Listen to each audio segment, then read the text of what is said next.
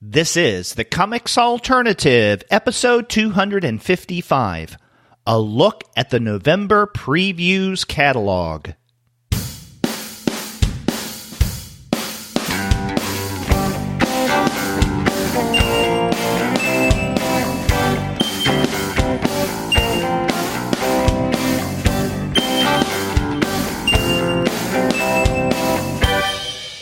Hello and welcome to another episode of the Comics Alternative. I'm Derek. And I'm Gwen, and we're two people with PhDs talking about comics. And this week, Gwen and I are going to be discussing solicitations in the November Previews catalog. But before we get to that, we want to let all of you know that this episode of the Comics Alternative is brought to you by the great folks at Discount Comic Book Service. Go to their website, dcbservice.com, for all of your comics pre-ordering needs. There, you're going to find all DC, Marvel, Image, and Dark Horse titles at 40% off of the cover price if you pre-order. For all of the other publishers, you'll find that those discounts will be from 20 to 35% off of the cover price. And every single month, you're going to find some incredible specials.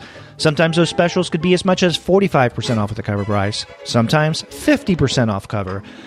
But often you can find discounts that go higher than that. Absolutely. And, a lot of the comics that we're going to be talking about today are available for pre-order. I've already put in my pre-order for 8 of the comics that we're talking about today. So head over to DCBS for a lot of great comics. Yeah, and in fact, I don't think they have their November solicits titles up yet, but you will, at the beginning of the month, soon after, be able to find those at Discount Comic Book Service. Make sure you go to dcbservice.com because those guys will take care of all of your comics pre-ordering needs. And after you do get your comics there, please send them an email and tell them that Gwen and Derek sent you. Gwen, before we get started with the November Previews catalog, there are a couple of things that I want to share with our listeners. First and foremost, I want to thank two of our most dedicated listeners, Holly English and Marc Casilli, for sending us copies of their own comics. We have, over the past several months, maybe a couple of years, have been receiving correspondences from both Mark and Holly. And so, telling us that they really do enjoy the podcast. They listen on a regular basis. But one of the things I didn't know until relatively recently is that both Holly and Mark are comics creators themselves. And both of them, and they didn't coordinate this, it just happened at about the same time. Both Mark and Holly sent me copies of some of their work. And in fact, Holly sent a couple of her comics, one titled Byron Bay, A Time and Place, and the other, The Book of Wonder. And then Mark sent 2 titles, Does This Look Like a Real Comic to You? And Leggett. And both of those are short story collections. And, I had a really nice time reading both of those, not only the stories, but the art is rather eye-catching. And I just want to thank both of them, Holly and Mark, for sending us those and letting us see some of their work. Yeah, that was great. I love it when people get in touch with us for any reason, but sending art along is especially exciting. Exactly. And what made it even more impressive is that both of these people, both Holly and Mark, have sent this stuff from overseas. Mark, I believe, right now is in Scotland, and Holly is in Australia. So it's one thing for someone in another state in the continental U.S. to send us something, let's say like media mail. But these guys went the extra mile and sent it overseas. So a big thank you to both Mark and Holly. And in fact, if you want to find out about the work that they do, if you go to hollyenglish.com, that's one word, HOLLYENGLISH.com, then you'll find her website. You can see samples of her art. And in her shop, you can even buy copies of both The Book of Wonder and Byron Bay, A Time and Place. I strongly recommend that you do that. And then with Marc Casilli, if you go to markcasilli.net, that's MACCASILLI.net, then you'll be able to see his website, see samples of his art, and he has a shop also where you can get the first issue of Leggett, as well as Does This Look Like a Real Comic to You, which is a great title, by the way. So again, Mark, Holly, thank you very much for sharing your work. The other thing that I wanted to mention is that we're trying something new at the Comics Alternative. Just the other day, I set up an account on Slack. So the Comics Alternative now has a Slack channel. Earlier today, as we're recording this, I sent out an email to everyone on our mailing list with a link to join up on our Slack account. For those who may not know what Slack is, it is an online program that I know a lot of businesses use to facilitate communications and help with productivity, but I know a lot of non-businesses, a lot of non-entrepreneurs use Slack as well. And I thought that I would set up a Slack account for the Comics Alternative, and it could be a space where our listeners can, talk about whatever. Right now, I've set up 4 channels for conversation. There's one on General Comics Talk. There's another one devoted to the podcast itself. So if someone wants to comment or carry on a conversation about something that we do on the podcast. So for instance, Gwen, on the November Previews episode that we're recording right now, if I say a lot of stupid stuff, which I'm sure I will, then people can use that channel to complain. But I also have a couple of other channels. There's one on previews that if people want to make comments on what's in a particular month's previews catalog, that would be the place to do it. And there's also a channel on publishers. And so if someone wants to talk about what certain publishers are doing, maybe some of their series, that's the channel to use. And if our listeners really get into this and they want us to create additional specialty channels, we'll do that as well. One of the reasons why I set this up is to serve as a substitute for our discussion forum that we have online. People really haven't been using that over the past year or two as much as they had been. So I'm going to be taking the forum down, but I encourage everyone to check out the Comics Alternative Slack channel. So definitely go to Slack, do a search on Comics Alternative, one word, and you will find us. And if you're on our mailing list, you already have that information anyhow. So let's see how the Slack channel goes, Gwen. All righty.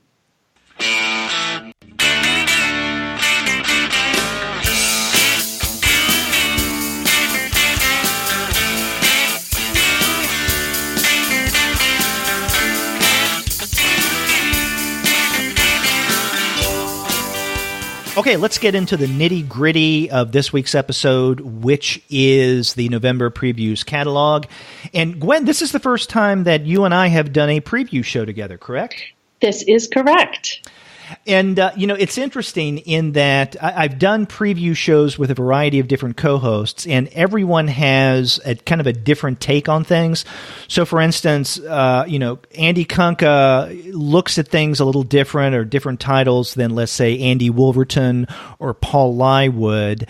Or Gene. Last month I did the show with Gene, and as someone commented, the show was largely me asking Gene, hey, are you familiar with this series? And him going, nope, haven't read it. So it's always fun to go through previews with Gene, and we've done several of these. But, that particular catalog for that month, Gene was not as familiar with the vast majority of the things that we were discussing. So it was interesting. So I'm sure that there will be a different twist that you bring to this particular episode.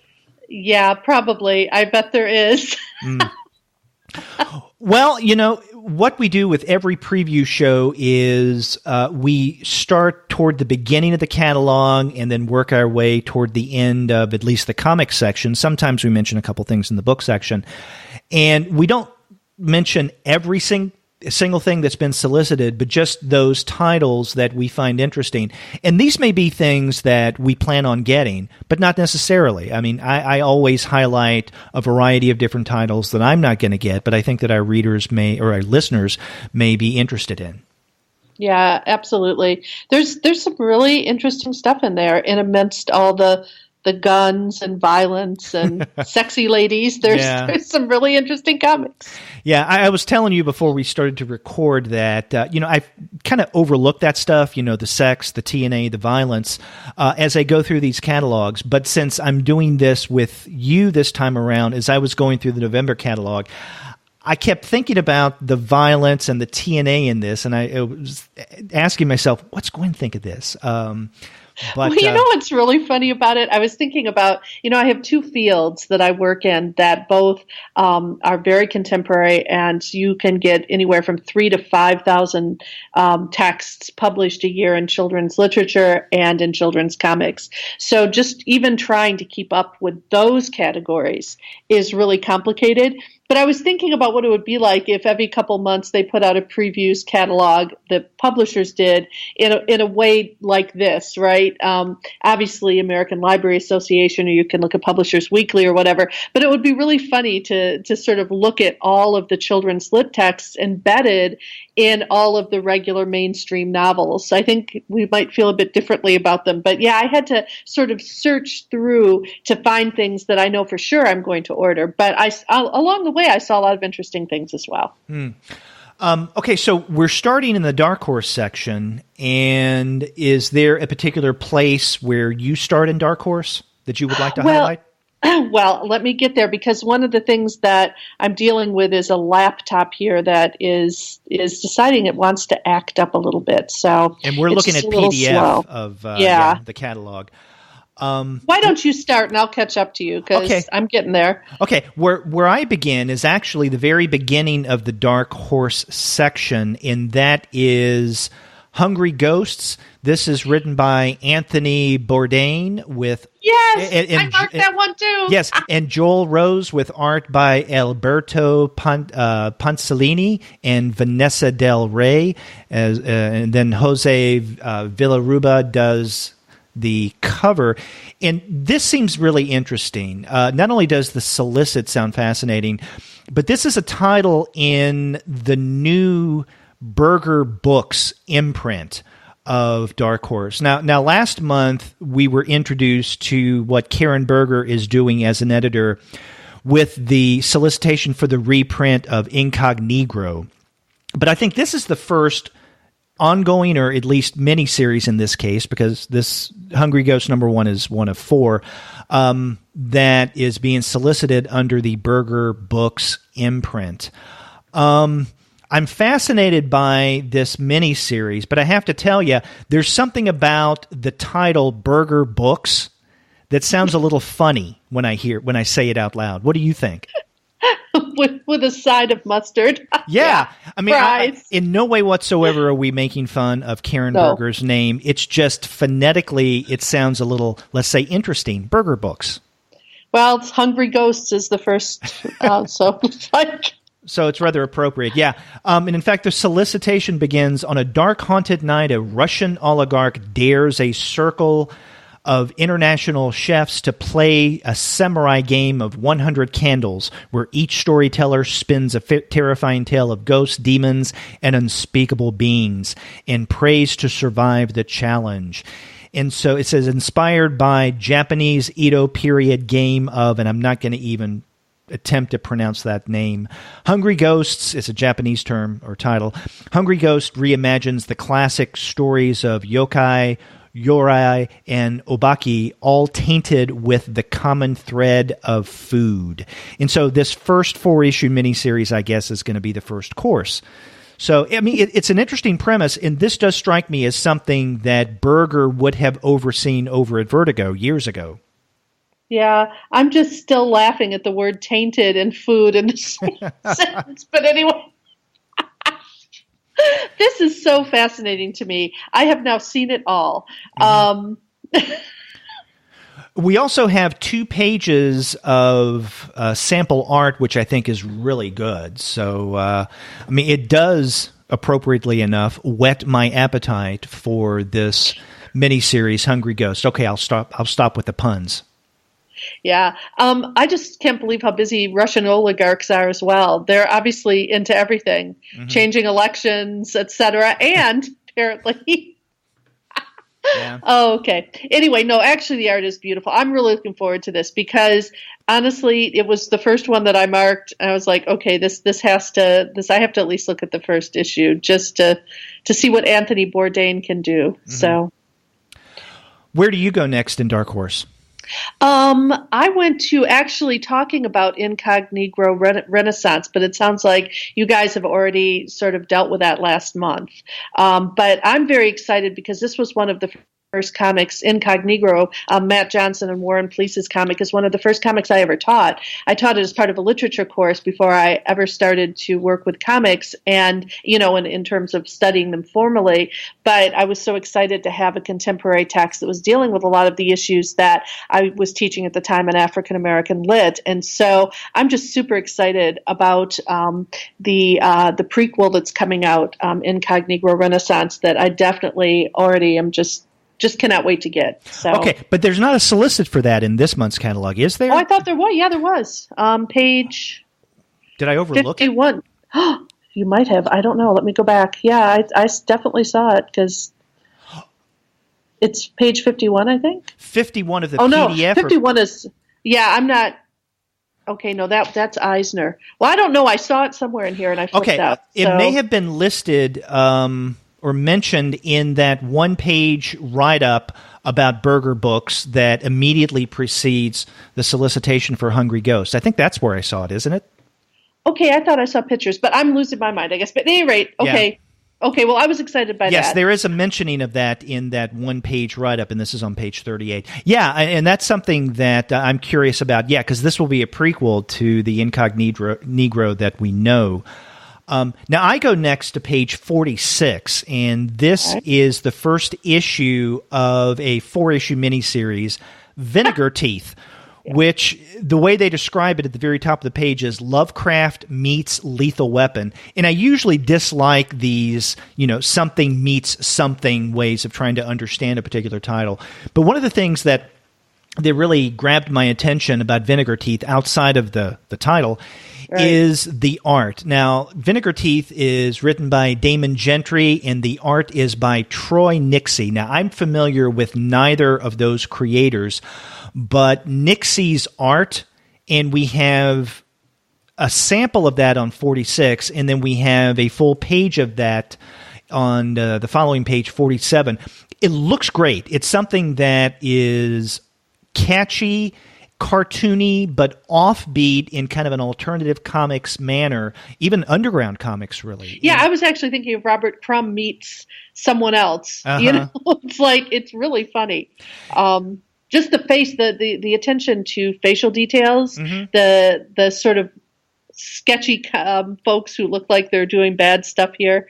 The cold plunge is imminent. I love this. It's funny. These guys are like being dumped overboard. Yeah, I would read this. This is pretty amusing. Yeah, and what seems to be a main character, or even the protagonist, I guess, you can't really tell from these two pages, has a gigantic straw hat on. And so the fact that his hat is almost as big as he is, I think, again, cartoony and appealing. And the solicit reads, as a human being, Artie Buckle, and maybe that's the guy with the hat, is a grade A schmuck, but he's a pretty darn fine cop. Good thing, because Brick City is under siege from its citizenry, and only an unlikely partnership with a mysterious, tentacled, extra-dimensional being can put an end to the escalating crime problem. So I guess the tentacle being is the Lovecrafty part of this tale. I would guess so. Yeah. So it does seem fascinating, and this is something that I will definitely check out. Yeah, I agree with you about the art. I love even the little jokey, he's sleeping and it's a little saw going across a log.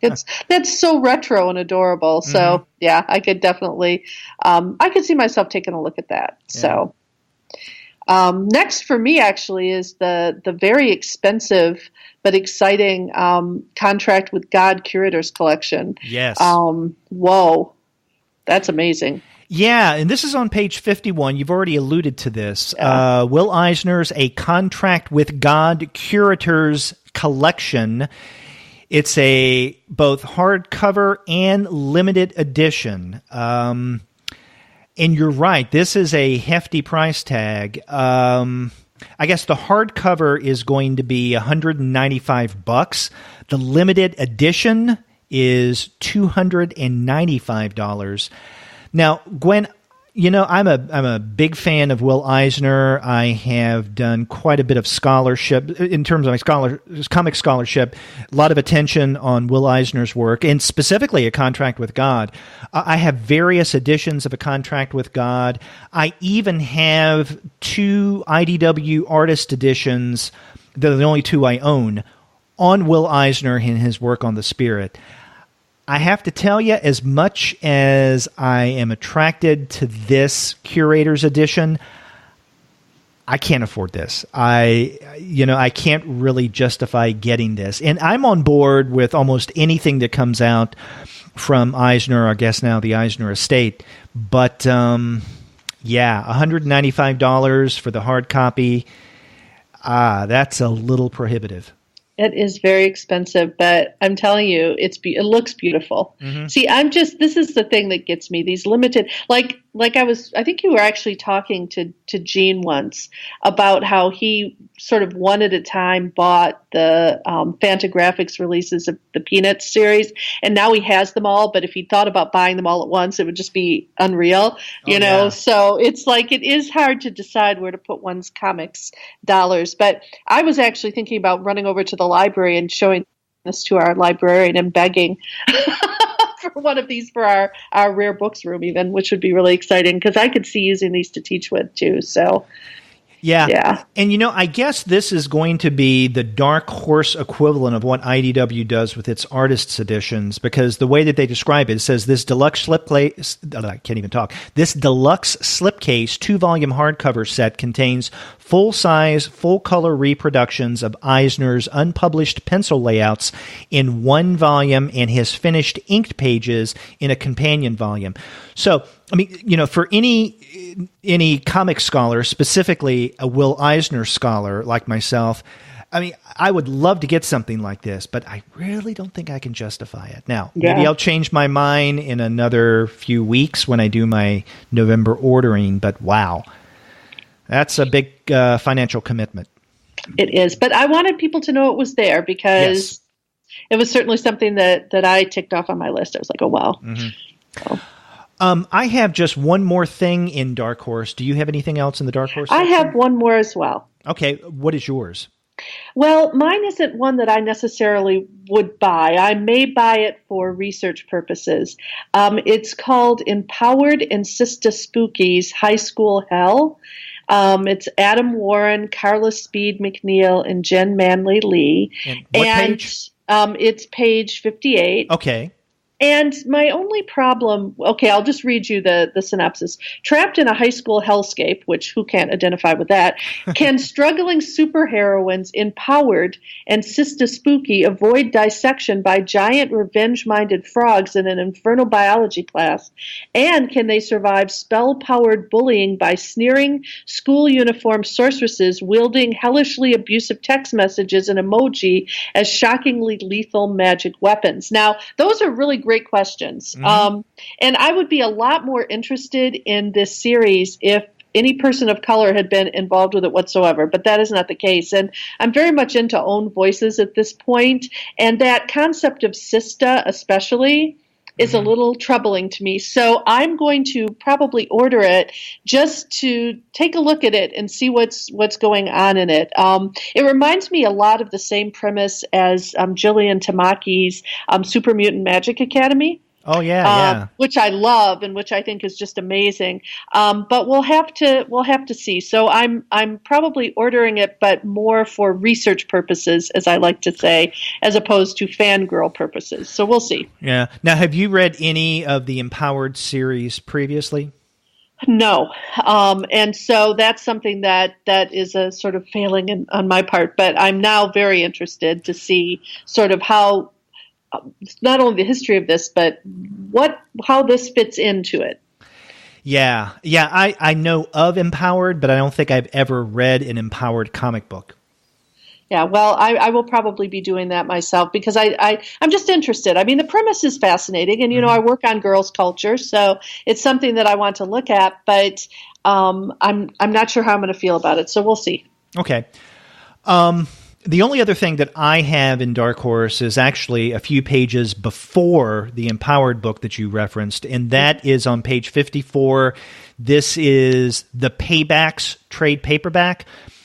For listeners of the Comics Alternative, you know that I guess it was last year that Andy and I discussed the first issue of the second volume of the Paybacks, which was published by Heavy Metal. And one of the things about this paperback that's being solicited, the Paybacks, is that it collects the first volume, which originally came out through Dark Horse, as well as the second volume, which came out through Heavy Metal. So Dark Horse is publishing both of these volumes in one trade paperback. This is written by Donnie Cates and Elliot Rahal with art by Jeff Shaw. And I really liked Paybacks. I read all of the first volume. I read a couple of issues in the Heavy Metal.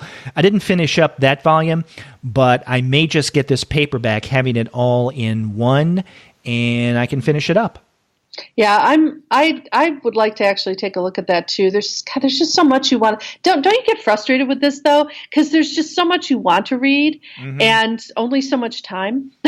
Exactly. I don't know, it's just like, and nothing makes you more aware of that than going through a Previews catalog. It's just So hundreds and hundreds of things are solicited. So if we're finished with Dark Horse, let's move on to the next section, which is DC Comics, which also includes some Vertigo stuff. And, I want to mention maybe a couple of things in passing in the DC Comics section proper. We usually don't talk about stuff in the DC part of the DC section. Vertigo, it's a different story. Right. Just because, we don't really deal with mainstream superhero stuff on the Comics Alternative. And again, as we always say, not because we don't like it, but every other comics podcast out there focuses almost exclusively on the mainstream soups. We just want to do something different. But there are a couple things in the DC section that deal with superheroes that I wanted to mention. The first one is on page 71, and that is issue 1 of the Terrifics. And this title is going to include protagonists Mr. Terrific, Metamorpho, Plastic Man, and Phantom Girl. And maybe even Tom Strong. It makes a reference to Tom Strong. So those are kind of different superheroes. And in fact, Tom Strong, his last series was even a Vertigo title. But I mention this because Jeff Lemire is the writer. Ivan Rice is the artist who does some great work. But I really love Jeff Lemire. And so that's one of the things that caught my attention. And then the other mainstreamy thing that I wanted to mention is a few pages later on 75. And this is the Swamp Thing Winter Special. Now, it's a one-shot, but they say Swamp Thing Winter Special number 1. And, I always wonder, if something is a one-shot, why do you need to give it a number 1, right? Probably archival reasons. Yeah, and also sales reasons, because people like number 1s. Now, this is written by Tom King with art by Jason, what's it, Febok? Yes. Fabric, I think, yeah. And I mention this because I'm a fan of Swamp Thing. Also, I'm one of those who really does believe that both Swamp Thing and Constantine should be Vertigo characters instead of DC Universe characters. But, I'm, swimming against the stream by believing that. In the swamp. Yeah, in the swamp, yeah. But apparently it says that this is a tribute to Len Wein. And there is a bonus story in this winter special written by Len Wein. And I think I read that this is going to be Len Wein's last Swamp Thing piece. So, this is something I'll probably get just because it is Swamp Thing. It has Len Wein presence, and also Tom King does the writing. And it's got good-looking snow, too. So, hey. You can't beat good-looking snow. Nope. Not with a stick. With a shovel, maybe. Now, do you have anything in DC proper? Nope. Do you have anything in Vertigo? Nope.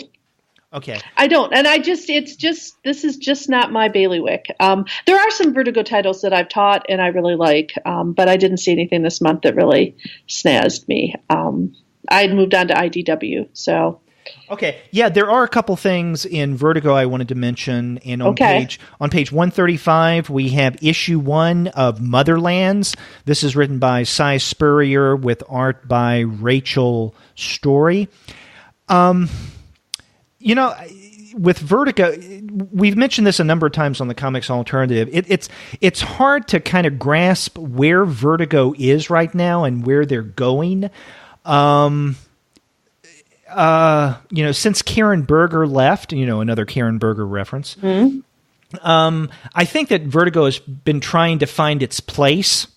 What is it going to be? How is it going to distinguish itself from, the DC universe? What kind of stories are they going to tell? And I still think that they're kind of wandering in the desert, right, to kind of define what Vertigo is. Because Vertigo used to be something unique, but now we're seeing the kind of things that Vertigo used to do, and even to a large degree still do, from other publishers, the most prominent of which is Image, but also publishers like Aftershock. I think these publishers have taken some of the thunder from what Vertigo had historically been doing. This seems interesting, I guess. It says, the solicit reads, in a crazed future where unhinged technologies and interconnected parallel Earths have given rise to a spectacular class of supercriminal, the most beloved celebrities aren't actors or rock stars, but the bounty hunters who traverse an exotic multiverse in search of impossible prey. So in a way, this premise doesn't sound unique, but it does sound Vertigo-y. Historically, I have checked out about every single thing that Vertigo does, and I'll do it this time around as well.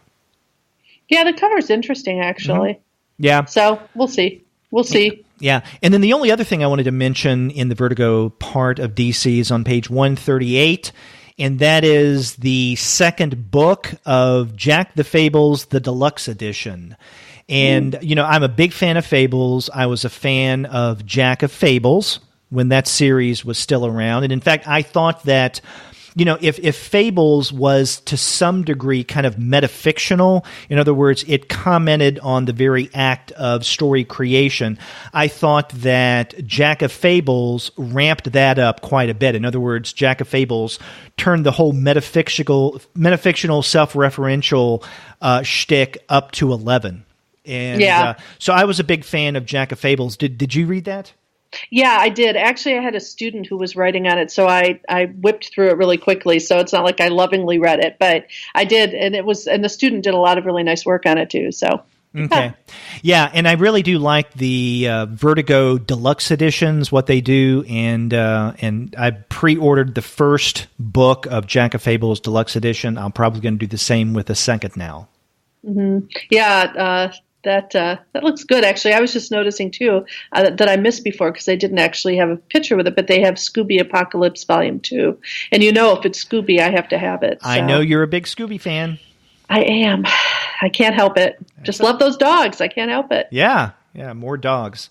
Yep. And, of course, for those who listen to the podcast regularly, that's a reference to the interview that Gwen and I did last week with Andy Hirsch on his new Science Comics Dogs book.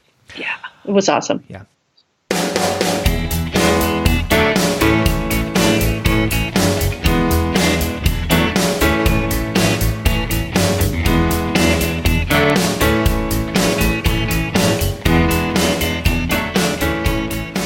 Okay, so now we go to IDW, and you say you have some things in IDW. I do as well. I begin in IDW on page 169. Do you have anything before that? No, so go ahead. Okay, on page 169, and this is something that we've discussed, 2 or 3 years ago in the Comics Alternative, and this is Richard Stark's Parker Slayground. And I know that Kunka and I discussed this when it first came out, so I guess this is a new edition of Slayground. But anyway, it's a paperback. It's going for $14.99, although I'm sure you can find an even better price at the website of our sponsor, Discount Comic Book Service. But yeah, the Parker books are really good, and especially now that Darwin Cook has passed, you definitely should check out his work with the Parker series if you hadn't already. Yeah, that looks actually interesting. The one that I was looking at was on 176. It's Thomas F. Zoller's Time and Vine. And it's a story of a magical winery where every glass of wine takes you back in time to the year it was bottled. From the Civil War to the Roaring '20s to yesterday. It's all available with just one sip. And so I thought that was an interesting premise, and I like wine. And so I thought, wow, that's something I might take a look at. So yeah, well, we reviewed the first issue of Time and Vine a few months ago. Now, have you read any Tom Zoller before? No. Oh, he not only is he a good writer and artist, but he's also a really nice guy. I met him for the first time at Heroes Con this year.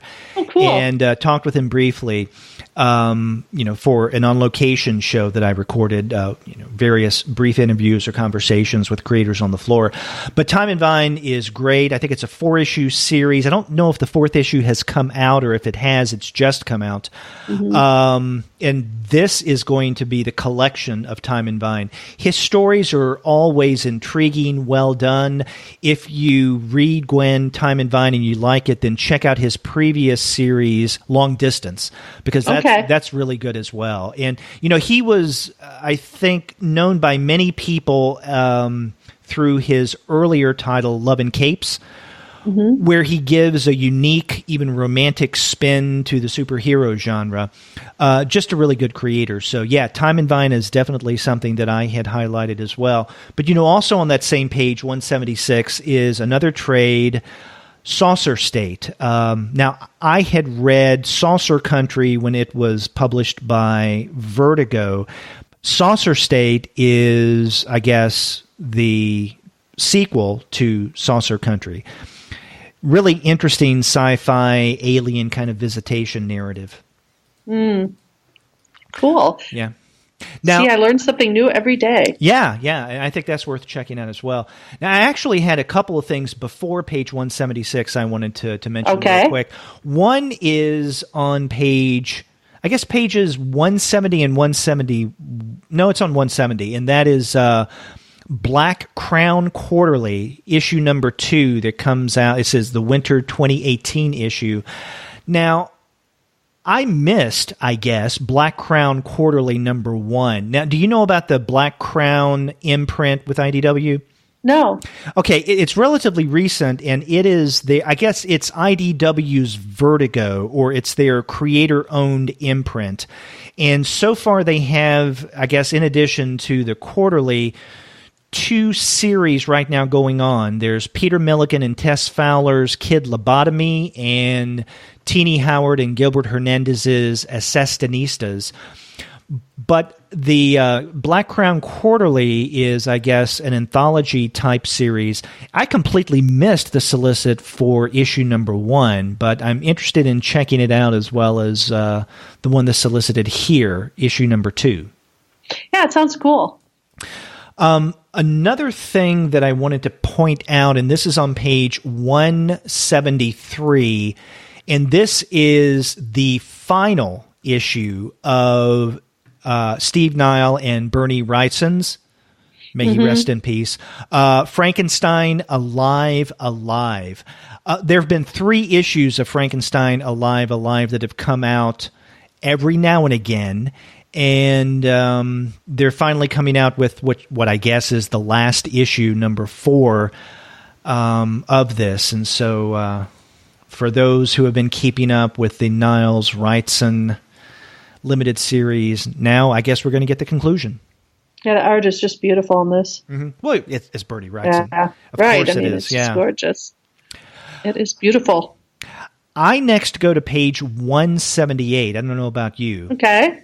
No, I'm actually beyond that, so go ahead. Okay, on page 178, there are actually a couple of titles there. One is the next book in their Eurocomic series, Corto Maltese. This one is The Golden House of Samarkand, and I really do enjoy Corto Maltese, and so if you've been getting the earlier volumes of Corto Maltese, then hey, you got a new one to get. This is going to be coming out in February.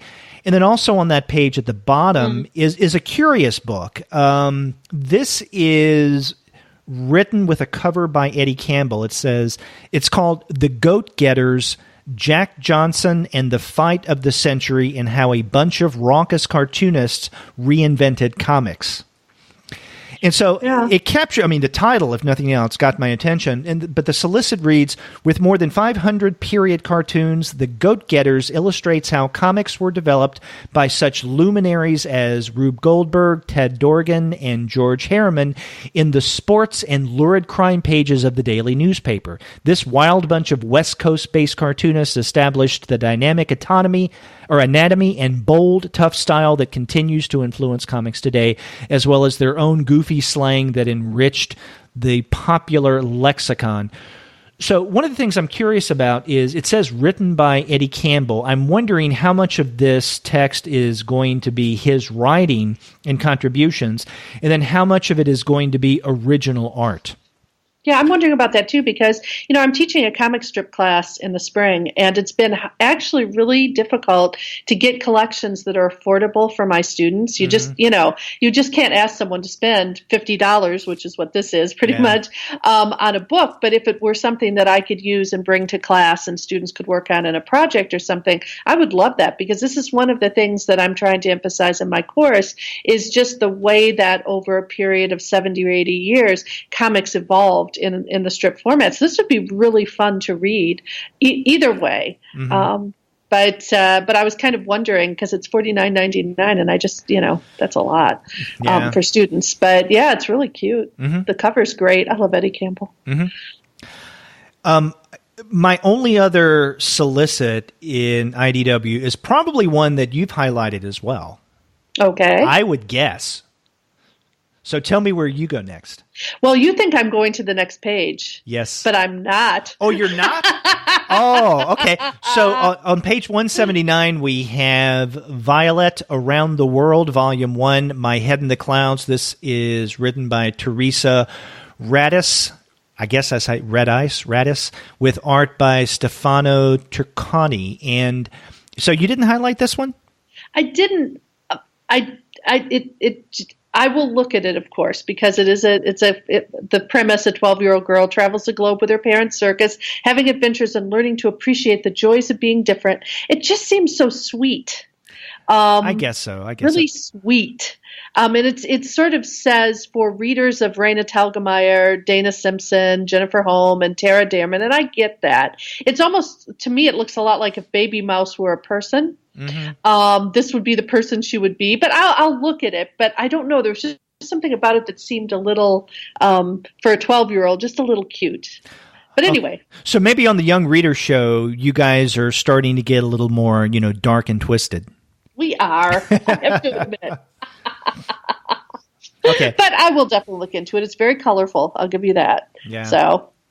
Okay, so where else do you go in Well, actually, the IDW I went to section? Comic Book History of Comics, Comic for All, number 2, Fred Van Lente and Ryan Dunleavy. And this is a full-color history of funny books moved into the 1980s. In comics, that doesn't mean feathered hair and bad sweaters, but the fight for creators' rights, highlighted by Jack King Kirby's attempt to liberate his artwork and the British invasion. So anyway, I just kind of wanted to take a look at this. It looks sort of fascinating.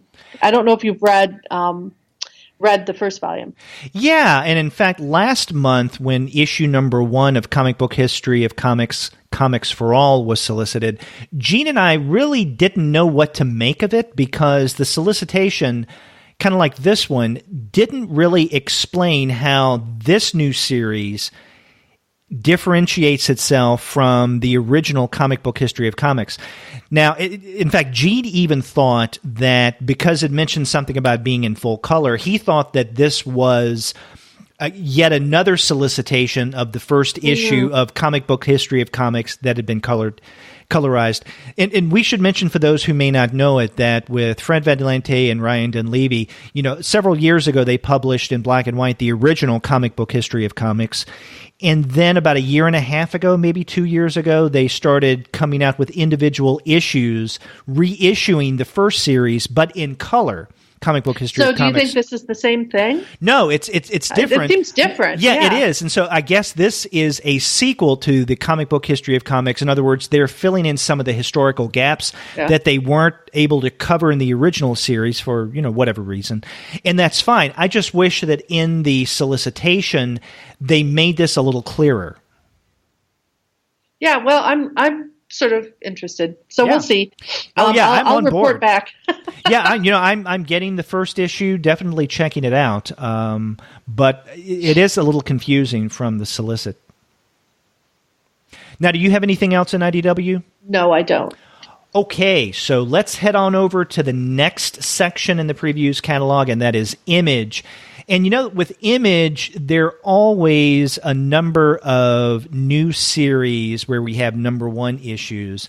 Although, interestingly enough, the Image section in the November catalog begins with references to current ongoing series. And so we have a solicit for Invincible, number 144, Walking Dead, 175. And I guess those are okay. But actually, I began with Days of Hate, number 1, and this is the first issue of 12. And this is on page 188. This is a new series written by Alice Cott with art by, and I'm not sure how you pronounce this name, Danijel Zizelj.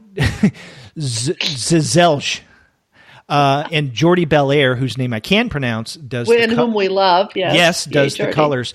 But this is interesting. Now, it's a short solicit, but I guess it gives a small sense of what this is about. It says, the loss that ripped them apart drove one into the arms of the police state and the other toward a guerrilla war against the white supremacy. Now they meet again, and this takes place in the United States in the year 2022. It says, this is a story of a war. So, it seems intriguing. There's not a lot there in terms of a premise to hang on to, but I think maybe enough. But the fact that Alice Cott is the writer of this, 12-issue series, does have me interested. Yeah, that looked interesting.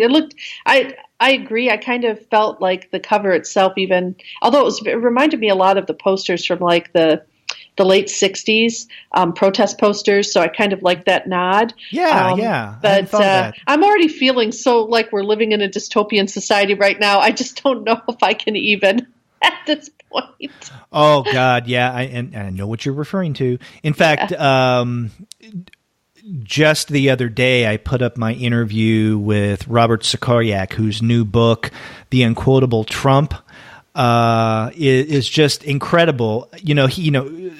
Robert Sikoryak does these mashups where he will take, let's say, classic works of literature and combine it with comics history in really interesting ways. Well, this time around, he's mashing up Donald Trump's actual quotes and famous comic book covers. I don't know if you've taken a look at that book yet.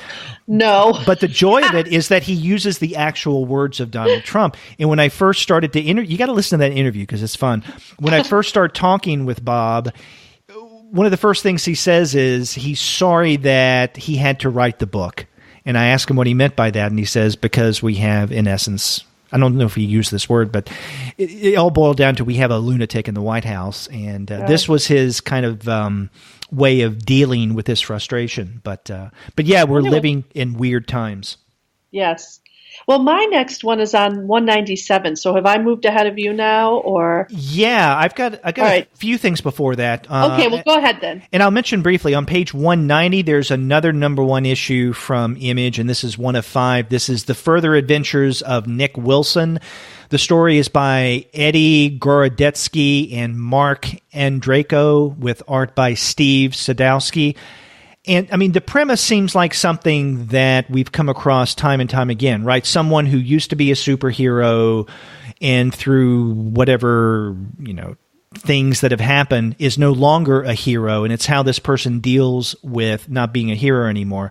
But I guess it is Sadowski's art on this solicit that got my attention. So I may check this out.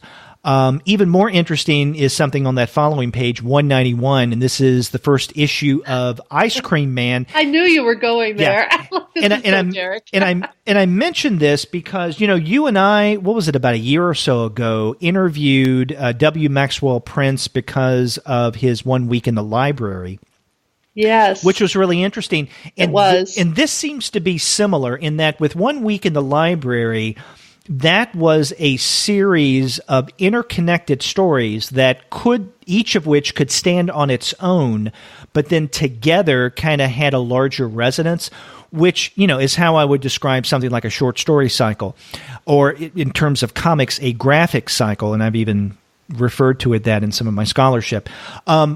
Ice Cream Man seems to be in the same vein because the way it's described, it says, Ice Cream Man is a genre-defying comic book series featuring disparate one-shot tales of sorrow, wonder, and redemption. Each installment features its own cast of strange characters dealing with their own special Sunday of suffering. And on the periphery of all of them, like the twinkling music of his colorful truck, is the Ice Cream Man, a weaver of stories, a purveyor of sweet treats. Friend, foe, god, demon. And so what is going to bind all of these stories together is the Ice Cream Man.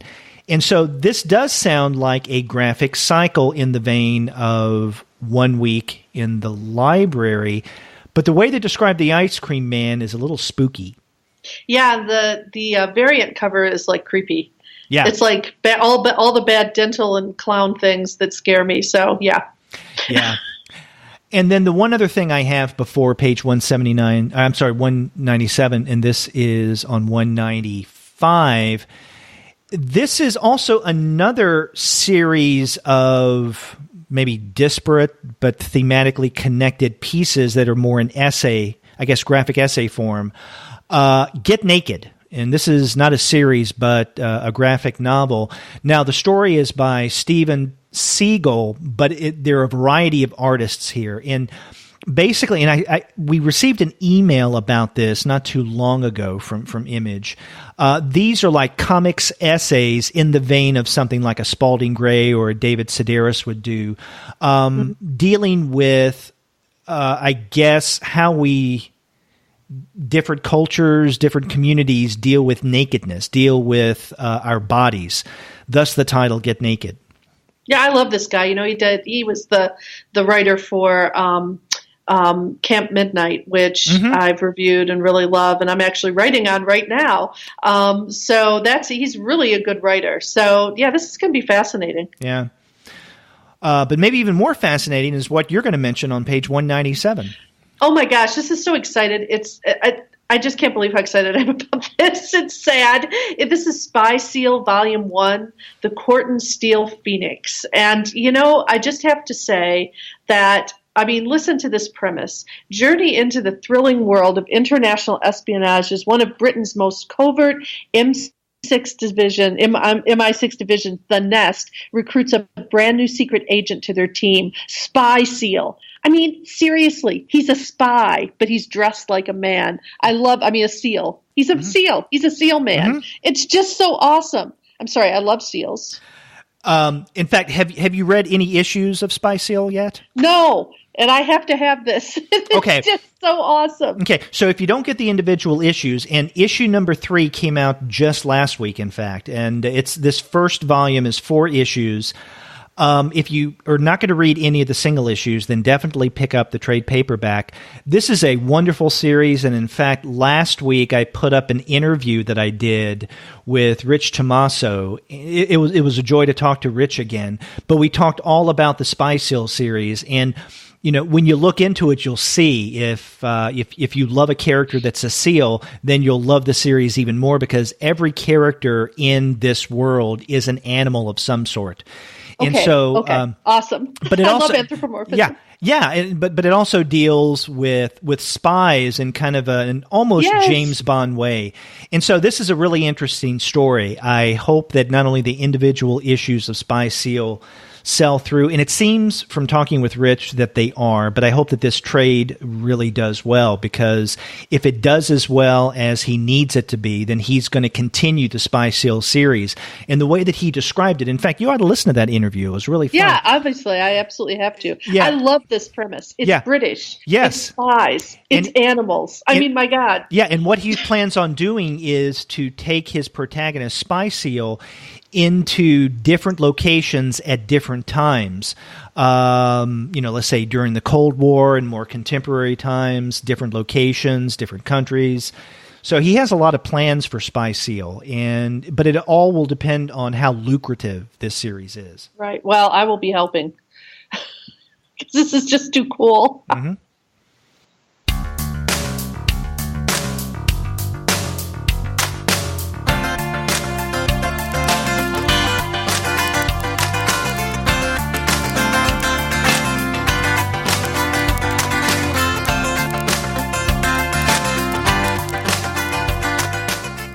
Gwen, do you have anything else in the image section? I do not. Neither do I. And so let's move on, and we're going to go beyond the premier publishers that we've been discussing to what a lot of people call the back half of the catalog, where we have our smaller presses, independent publishers, and whatnot. And I first go to page 244. I don't know if you have anything before that. I don't, but I actually had that page marked too. So go ahead, talk. Were you going to highlight the same things that I?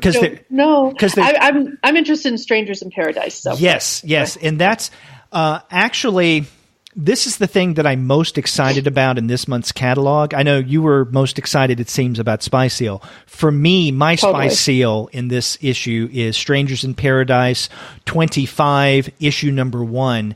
And it's called Strangers in Paradise 25, and in fact, it's Roman numeral XXV, because this is the 25th anniversary of the Eisner Award-winning series Strangers in Paradise by Terry Moore, of course.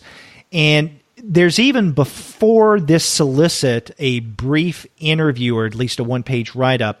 Oh, it's a one-page write-up of Terry Moore. I think at the very beginning of this catalog, there's a brief interview, with him. And, he says in this interview at the beginning of the catalog that he had always planned on coming back to Ketchu and Francine. He just was waiting for the right moment, and he thought, what better moment than the 25th anniversary? Yeah. So, and in fact, I saw Terry Moore and talked with him for the podcast. I guess it was back in the spring at the Dallas Comic-Con. And while I was there, and after I interviewed him, I bought the Strangers in Paradise Omnibus. And I still want to go through and read everything again from beginning to end in the Omnibus. And now I have to do it with a vengeance. I have to really get on the ball here, because I want to do that in time for this first issue of Strangers in Paradise 25. Cool. Yeah, I thought that to me looked really like an exciting thing to sit down and read. So and the solicit reads, Francine and Ketchu are living the dream until they learn that a former Parker girl is in hiding and writing a tell-all book about the wicked empire Darcy Parker built with Ketchu at her side. And for readers of Strangers in Paradise, the earlier series, these references make sense. Determined to stop her, Ketchu enlists the aid of her mercenary sister, Tambi, and the hunt is on. And one of the ways that they're, putting the word out about this new series is quoting one of the characters saying, "The bitch is back," I guess referring to Ketchu. So, I'm really excited about this. Everything that Terry Moore does, I'm on board for, whether it be his creator-owned stuff or even, doing work with licensed properties or, let's say, established, mainstream stuff. Definitely looking forward to issue 1 of Strangers in Paradise 25. Yeah. The other thing on that page that I want to mention briefly is a new edition of My Friend Dahmer by Durf Backdurf. Have you read My Friend Dahmer? No, but I'd heard that a movie was coming out, so this obviously is tying into that. Yeah, it is. And so if you, Gwen, or our listeners haven't had the pleasure of reading My Friend Dahmer, then this is another opportunity to do so with this new edition. In fact, this was one of the very first books that Kunka and I reviewed on the Comics Alternative, and it really is good. It is not so much a biography of Jeffrey Dahmer as, I guess, a memoir of Durf, the author here, writing about his experiences growing up in the same school as Jeffrey Dahmer. And so we see Jeffrey Dahmer from somewhat of a distance, and it's really fascinating. I think this is the thing that really put Back Durf on the map for a lot of readers. I mean, he had been doing stuff before this, of course, but I think this is the book that got him a lot of national and even international attention. Well, it looks fascinating, sort of like a In Cold Blood, but, a little different. Yeah, I would definitely read that. Where do you go next? I go far, far away. So I have to tell you that I'm not finding another book until 353. So there's probably other things that you want to talk about. Yeah, some things that I will mention. On page 275 in the Archie section, there is a collection called Chilling Adventures in Sorcery. And what caught my attention is the Francisco Francavilla cover. I don't know about you, Gwen, but I'm a fan of what Archie has been doing with their kind of horror series, Afterlife with Archie, Chilling Adventures of Sabrina, and most recently, Jughead the Hunger, which Paul and I actually did review last week in our annual Halloween episode, because that's a brand new series. And so it looks like something like that, but then I read the solicit, and it says, presented by Sabrina the Teenage Witch. Okay, fine. This collection features some of the most horrifying classic stories to ever be published by Archie, collected for the first time in graphic novel form. So if it's classic Archie, I'm wondering how scary could it be, because the art in classic Archie is kind of all agey, kind of cartoony, but in a good way. But if it deals with horror type issues, I don't think it's going to be the same kind of horror as Afterlife with Archie or Jughead the Hunger, but it may be worth checking out, especially if you're a fan of classic Archie. Yeah, it's definitely interesting. It's funny, I've been writing about the Archie comics in general and where they've gone in the last 5 or 6 years, and this is an interesting development. I have a really good friend named Kate Slater who's been doing a lot of writing on Archie and horror, and I'm sure that she's all over this, so yeah, sounds interesting. Yeah. Okay, on page 286 of the catalog, and this is in the Big Planet Retrofit Comics section, is a one-shot, Tales from the Hyperverse. This is by William Cardini. And I'm mentioning this for a couple reasons. Everything that Big Planet Retrofit does is good. I'm always on board with Retrofit Big Planet titles. Another reason that I mention this is that I am on the mailing list of Big Planet Retrofit, and so I get everything as it comes out. Curiously enough, though, I have not received this title yet, so I can't say that I know what this is about outside of the solicit. And I hope I get it soon, because it looks interesting. The solicit's kind of cool. Yeah, it says, welcome to the Hyperverse, where space sorcerers hurl face-melting spells in battle, ancient wizards and witches scour the cosmos for fuel, and less powerful beings just try to avoid getting ground into powder for magic potions. The dark side of Hogwarts. No, that sounds actually really interesting. Yeah. And again, we're big fans of Retrofit Big Planet here at the Comics Alternative. Right. I next go to the Boom Studio section, page 294. This seems interesting. This is the first issue of what will be a 5-issue miniseries called Abbott. Oh, yeah. I had actually marked that because there was an ad for it earlier.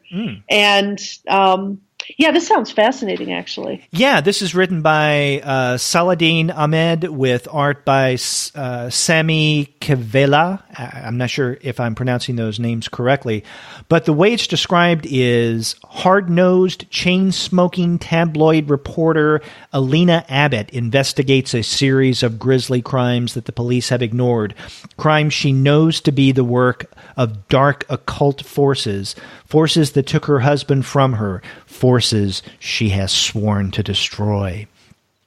So the cover's great. It is. And so not only is this a crime or maybe even detective miniseries, but also it seems to have a horror edge to it. Yeah, it's really, I had actually seen that earlier. Just from the cover, I wanted to read it. So we'll have to see. It looks fun, though, doesn't it? Yeah, and there are 2 pages devoted to it. One with the solicit and one with sample, I guess, variant art. Yeah. No, that looks good. I'm sorry I didn't mention it. It was just I'd seen it up earlier. On page 16, they also had a little solicit on it. So, yeah, that looks really good. Yeah, there was that ad earlier for this. Now, you say you go to page, 300 and what?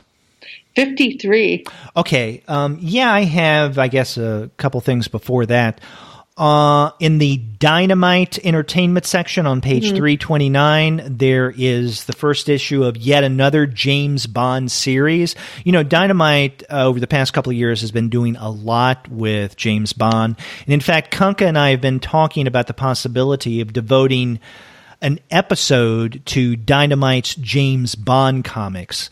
And so this is just something else to add to the potential reading list. This is issue number 1 of James Bond, The Body. It's number 1 of 6, and this is written by Alice Cott, again, another Alice Cott comic, with art by Luca Casalinguida. Which is a great name. It is.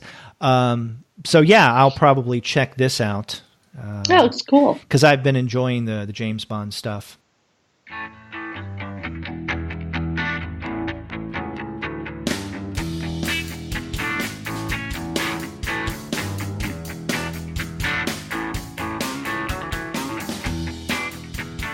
And then on page 341, if I can get there quickly, because scrolling through a PDF sometimes can be time-consuming. Okay, yes, this is in the Drawn in Quarterly section, and there are actually 2 titles in Drawn in Quarterly this month that I'm really interested in. The first one is a new graphic novel by Eleni Fumark called Red Winter.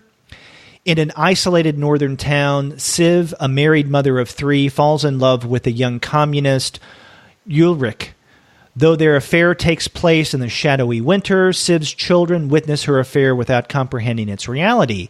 Eleni Fumark's delicate hues of blue and orange heighten the sublime qualities of the cinematic subarctic landscape and provide the nuanced backdrop in which Siv and Ulrich drift through the season, musing on their love, boasting of their ideals, dreaming of new beginning, all the while oblivious to their actions and the inevitable consequences. So it's an interesting solicit that at times is a little florid, but it definitely has my attention.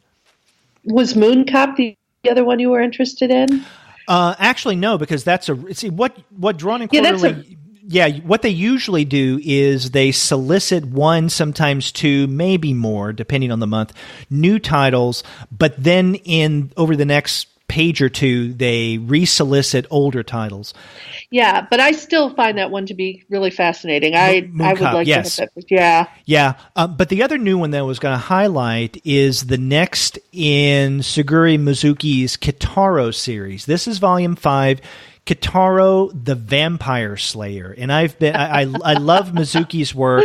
I like the Kotaro comics, and I've been getting the collections. And so that's the next one I'm going to get. That looks cute. Mm-hmm.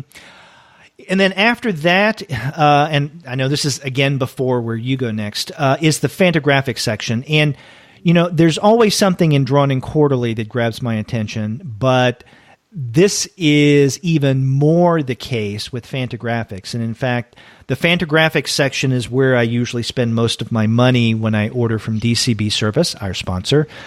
And the Fantagraphics section in the catalog this month is on pages 346 and 347.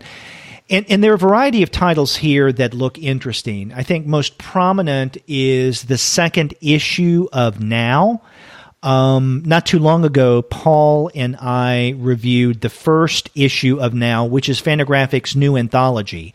It's really good. I don't know if you've checked out this first issue that came out a couple of months ago, but definitely, if you like anthology collections and comics, then you should definitely check it out. So there's the second issue here that's solicited. Another thing that's really interesting is Eric Haven's Compulsive comics. Now, if I'm not mistaken, Compulsive comics originally came out about a year and a half, maybe 2 years ago from Alternative Comics.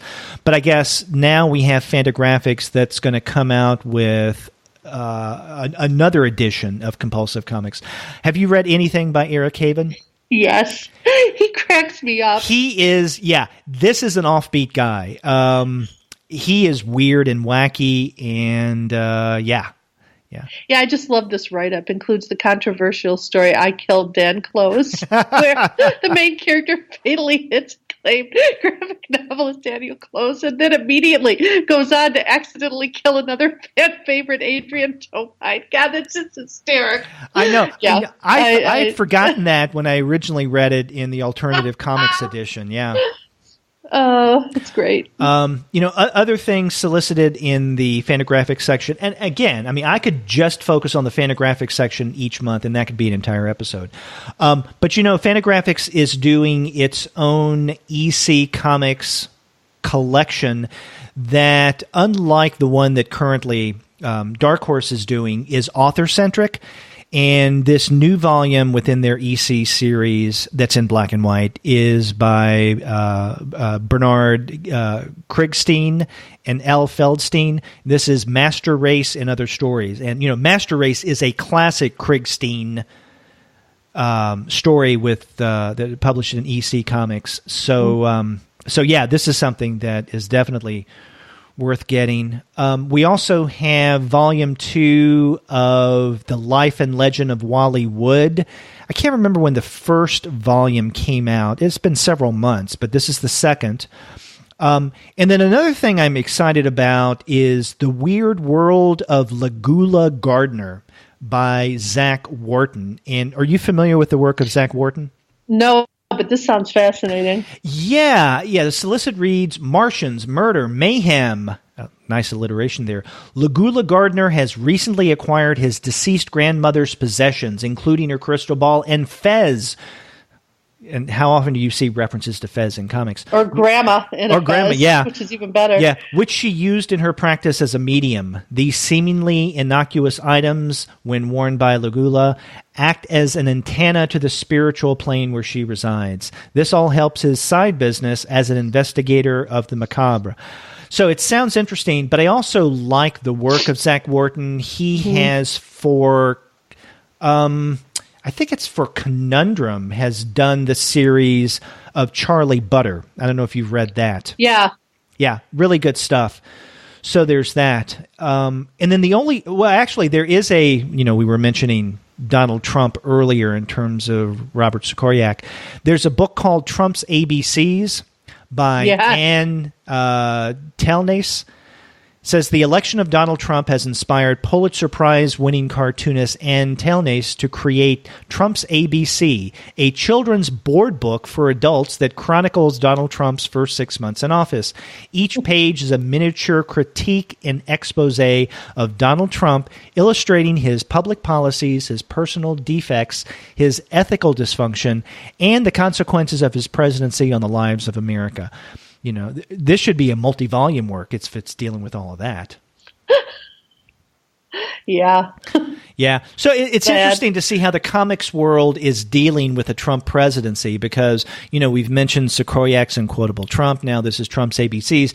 But, you can go through over the past several months the Previews catalog, and there are a variety of publishers and creators who were using Trump as if not a character in their stories, then as a springboard into something. Yeah.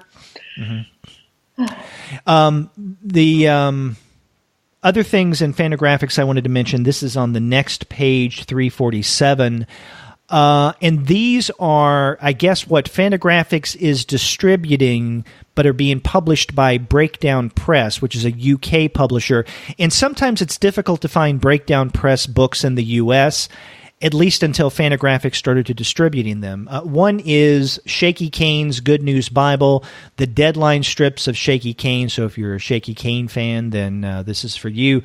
But even more interesting is Antoine Cosse's Showtime. I mentioned the first issue of Fantagraphics Anthology Now that came out a couple of months ago. Cosse has a short piece in that called Statue that is fascinating. Not sure that I understand it, but I like it. And so I really do like his work. And Cosse also, we were discussing him a number of years ago when we did a spotlight on Retrofit Big Planet. And I can't remember the name of the book that he did. It was a short book, and it started with an H. It was a name, like Henry or Harvey. I can't remember. But I remember liking that. So I'm interested in Showtime as well. Yeah.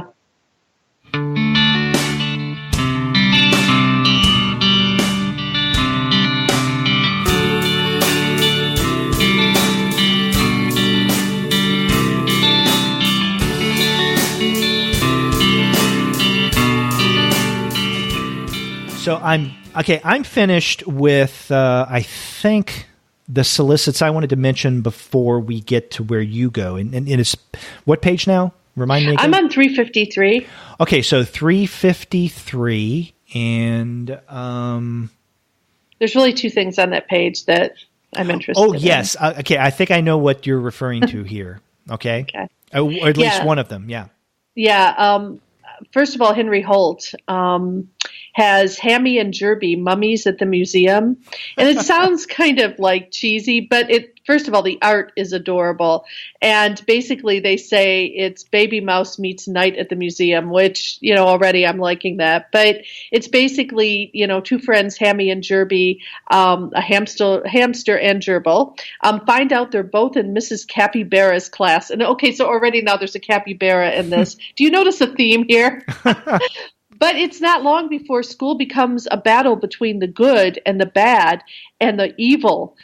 Can things get any worse or mischievous? Yep, they're going on a field trip to the Science Museum. And on the cover, with the subtitle Mummies at the Museum, there's a mummy. I think it's Jerby chasing Hammy, yelling mummy, and the other one's yelling mommy. Yeah, it does look cute. Mm-hmm. Anyway, Wong Herbert is cool. And then the other is on a much more serious note, with Hill and Wang as the publisher, 3/5 a Man, A Graphic History of the African-American Experience. And this is Sid Jacobson as the writer and Ernie Colon as the artist. And it sounds amazing. It highlights the key events in African-American history, taking us from the 16th century Atlantic slave trade to the election of Barack Obama and the Black Lives Matter movement.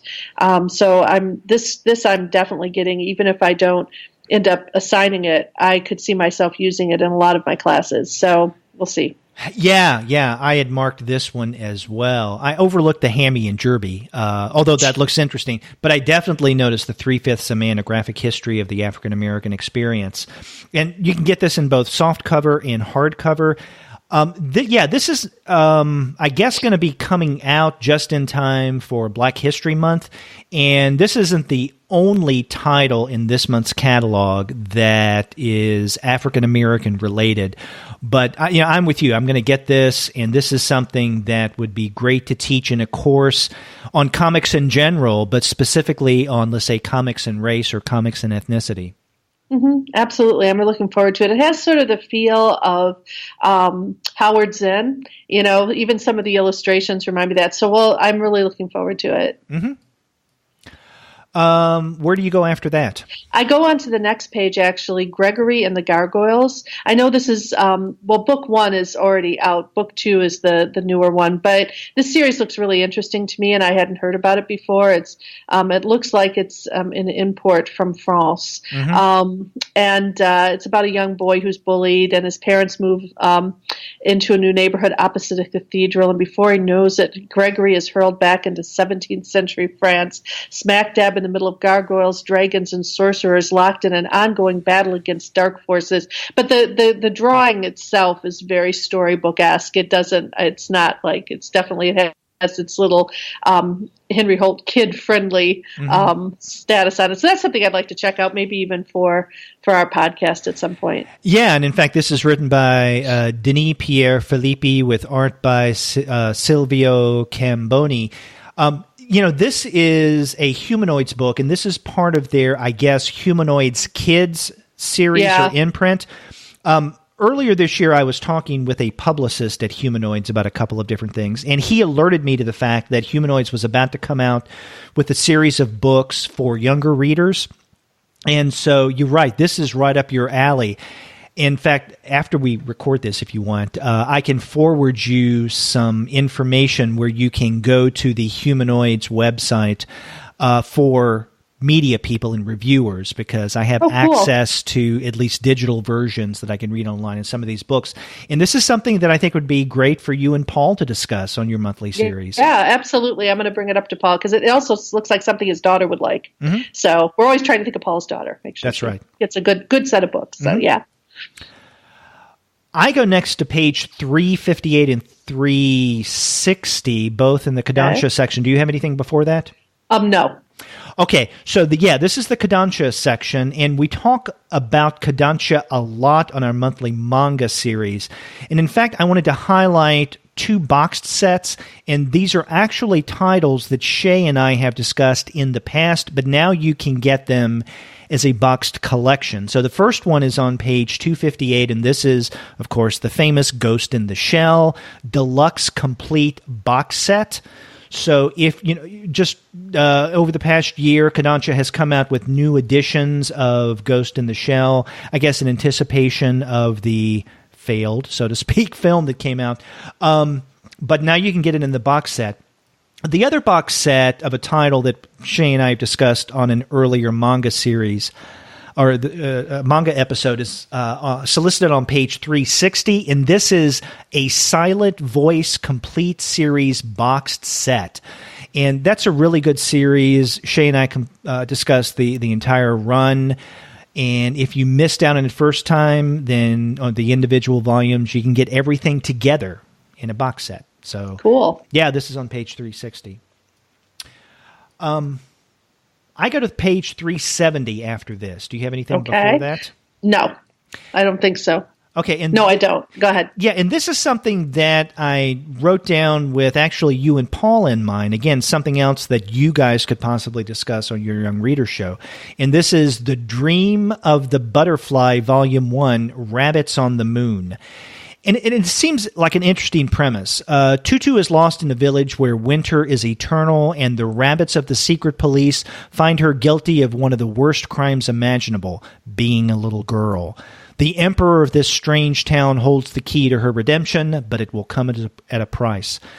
And so this is the first volume. The art looks really fascinating. This is written by Richard Maranzano with art by Luo Yen. And it's coming out the 10th of January. Yeah, it was interesting. I love the illustration, actually, of the secret police bunnies. Mm-hmm.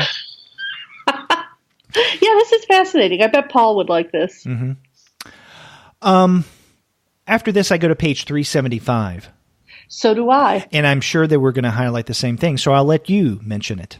All right, well, just a second. I have to get there. Okay, here we are, 375. Yeah, for me... this page has just a fascinating text. Robert Moses, the master builder of New York City. This might not have been the one you were interested in. This is out of No Brow Press. Mm-hmm. Pierre Christin and Olivier Bellas. The achievements of one man changed the face of an entire city. Robert Moses, the mastermind of New York. From the subway to the skyscraper, from Manhattan's financial district to the Long Island suburbs, every inch of New York tells the story of this controversial urban planner's mind. I don't know if you know this, but I actually dabbled in the idea of becoming an urban planner when I was an undergrad. Oh. And I have a deep interest in maps, in city building, and all of that. And so this is just from a personal standpoint, something that would be really interesting to me. There's another text on this page, too, that I really liked, and I'll let you talk about that one, because I think that's probably the one you were going for. Yeah, the yellow Negroes and other imaginary creatures. Mm-hmm. Yeah.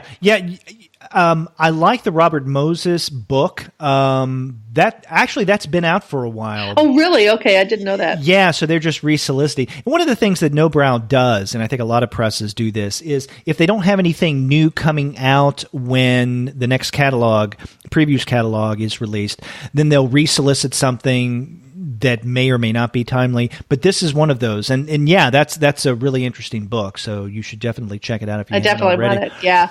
But yeah, the other one on that page is from New York Review Comics, another favorite of the comics alternative, especially with its Eurocomic series.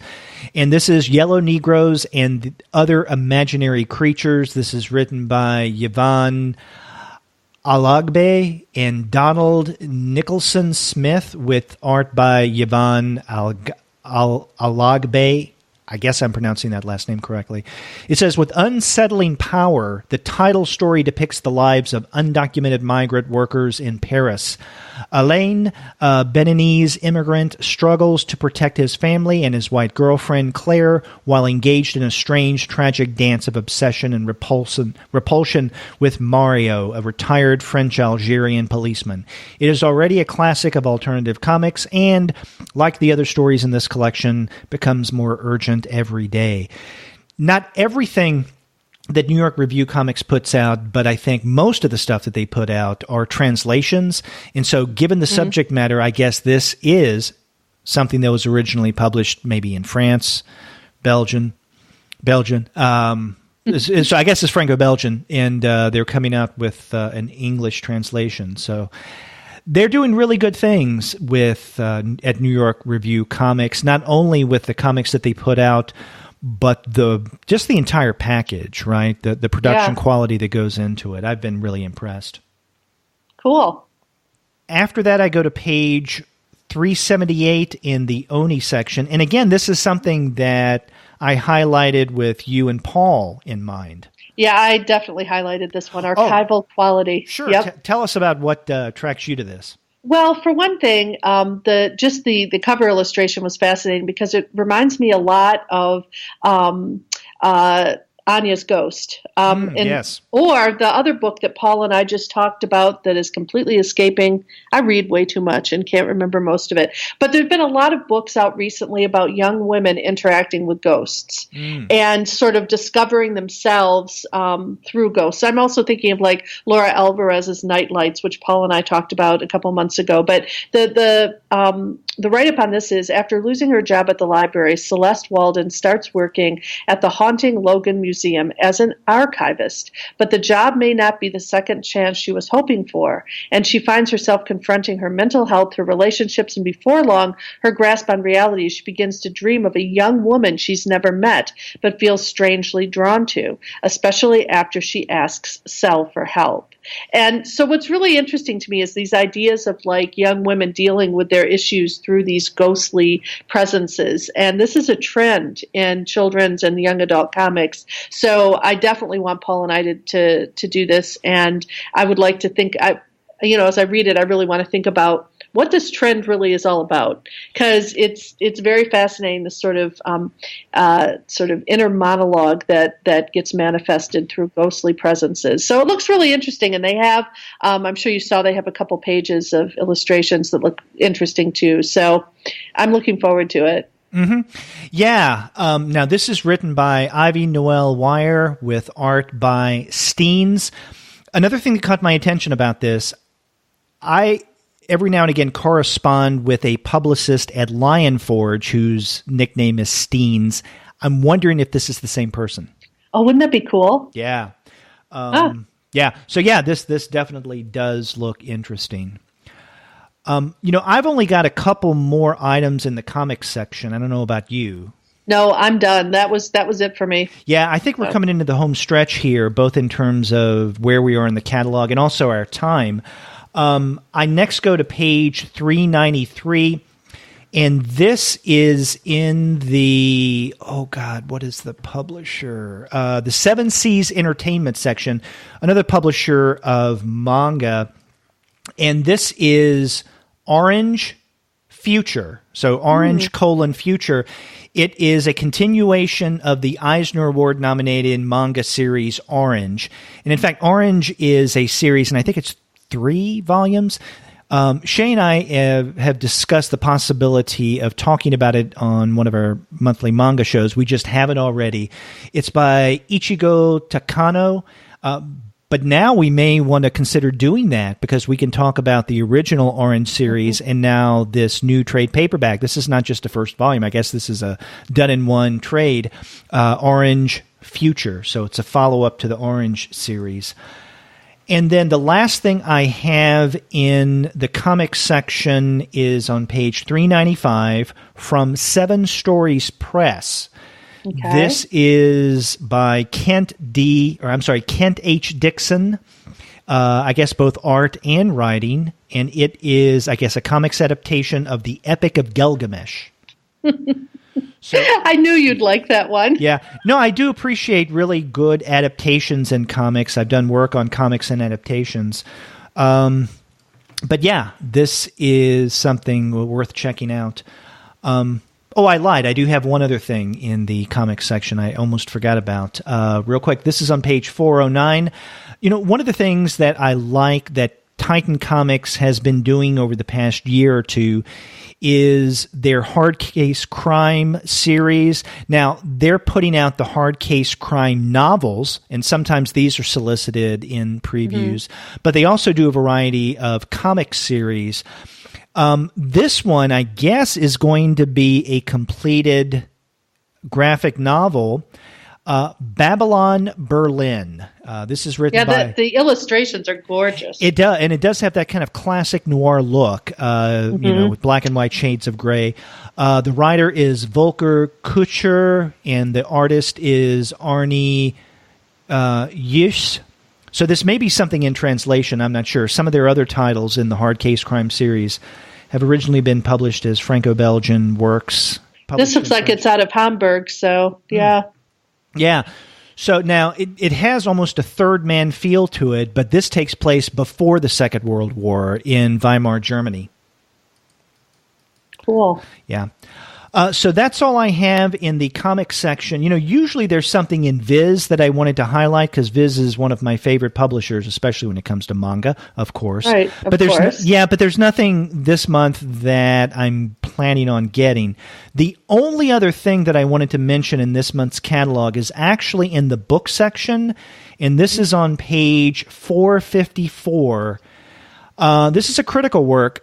The Canadian Alternative, Cartoonists, Comics, and Graphic Novels. And this is by Bernie Miriol, and I'm probably not pronouncing that name correctly. But it's a University Press of Mississippi book. Many times University Press of Mississippi will list some of their upcoming publications and previews. And this is one. Gwen, I am a gigantic fan of Canadian comics, and I definitely want to get this book. Maybe even review it for a journal or something. Yeah, that would be great. Yeah, I'm a big fan of Canadian comics myself, and I did one short sabbatical there and worked with the wonderful people at the Beguiling to get, at the time, just about every Canadian comic written for kids ever. So I'm really grateful to those folks for that. So yeah, that's cool.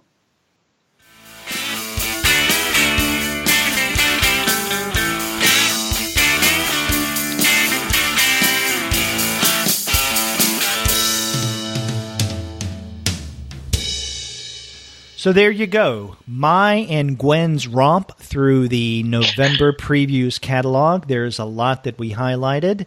And Gwen, it was fun doing this preview show with you. I hope we can do another one in the future. Yeah, now that I kind of get what it is, it's a lot of fun. So it is. I would love that. Yeah, it's like when we were kids and we would get right before Christmas the Sears catalog that they would call the Wish catalog, where you would go through the Wish book. The Wish book, that's right. And we would write down the things that we wanted to get. A lot of things we didn't, but you can always wish. That's right. So that's what the Previews catalog is. It is our comics wish list. And you can rest assured that every single title that Gwen and I mentioned in this episode will be listed at a great discount at the website of our sponsor, which is Discount Comic Book Service. Go to dcbservice.com and you will find wonderful discounts. As this episode goes up, the November listings probably won't be there yet, but they'll be there soon. So check them out at dcbservice.com. And after you do get your titles there, get in touch with us and let us know what you're going to be reading. If you go to our website, comicsalternative.com, you'll find that you could leave us a voice message online via SpeakPipe. Or you can contact us the old-fashioned way by picking up the phone and dialing 4153-COMICS. That's 415-326-6427.